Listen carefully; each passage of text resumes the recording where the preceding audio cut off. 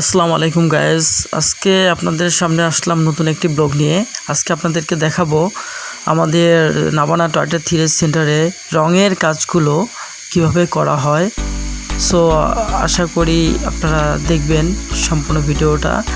এখানে রঙের কাজের যে প্রস্তুতি প্রথমে শুরু থেকে শেষ পর্যন্ত আপনারা দেখবেন। প্রথমে গাড়ির পেন্টিংয়ের জন্য যে জায়গাগুলো ডেন্ট করা থাকে সেই জায়গাগুলো ফুডিং দ্বারা মেকআপ করে লেবেল করে তারপর আস্তর মেরে তারপর রং করার জন্য তৈরি করা হয়।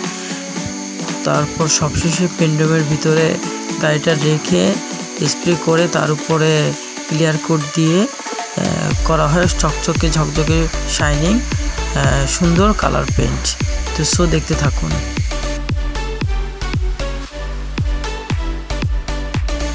এখানে কম্পিউটার দ্বারা কালার ম্যাচ করা হয়, কম্পিউটারে কালার তৈরি করা হয়। এখানকার যারা পেন্টিং মিস্ত্রি আছে তারা খুব দক্ষভাবে গাড়ির কালারের সাথে রং ম্যাচ করে তারপর তারা স্প্রে করে থাকেন।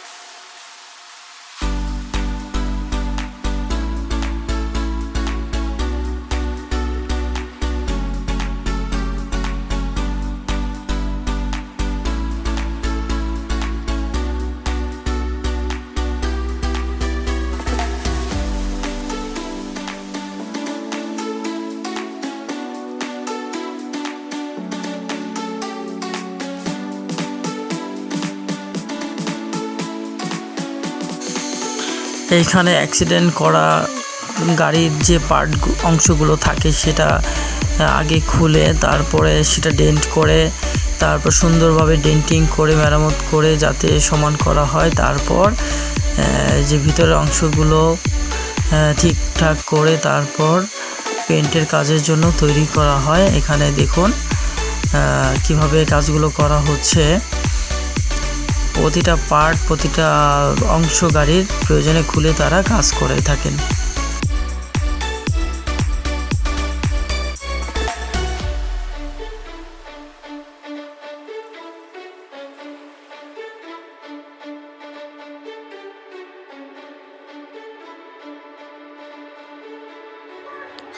এইভাবে ডেন্টের জায়গাগুলো যে জায়গাগুলোতে অ্যাক্সিডেন্ট থাকে সেই জায়গাগুলো পুটিং লাগিয়ে তারা লেবেল করে তারপর ফিনিশিং করে তারপর তার উপরে আস্তর করে তারপর গাড়িগুলো পেন্ট করে। দেখুন কি সুন্দরভাবে তারা খুব মসৃণভাবে তারা এই কাজগুলো করে থাকেন দক্ষ কারিগর দ্বারা। তো সো তারপরেই আপনার গাড়িগুলো পেন্ট রুমে ঢুকিয়ে তারপর তারা রং করে থাকে সুন্দরভাবে।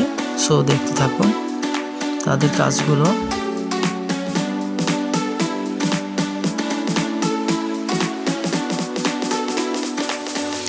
সো এইভাবে তারা পেন্ট রুমের ভিতরে গাড়ি ঢুকিয়ে এইভাবে স্প্রে করে। দেখুন তারা এখানে টাচ আপ পেন্ট করলে পুরো গাড়ি ঢেকে তারা ওই অংশটুকুই পেন্ট করে যাতে বাদ বাকি অংশটুকু রঙের স্প্রেতে খারাপ হয়ে না যায়। দেখুন সম্পূর্ণ ঢেকে সুন্দরভাবে ঢেকে তারপর তারা স্প্রে করছে ওই অংশটুকুই যে অংশটুকু টাচ আপ পেন্টের জন্য দেয়া হয়েছে ঠিক সুন্দরভাবে ওইভাবে করা হচ্ছে। দেখুন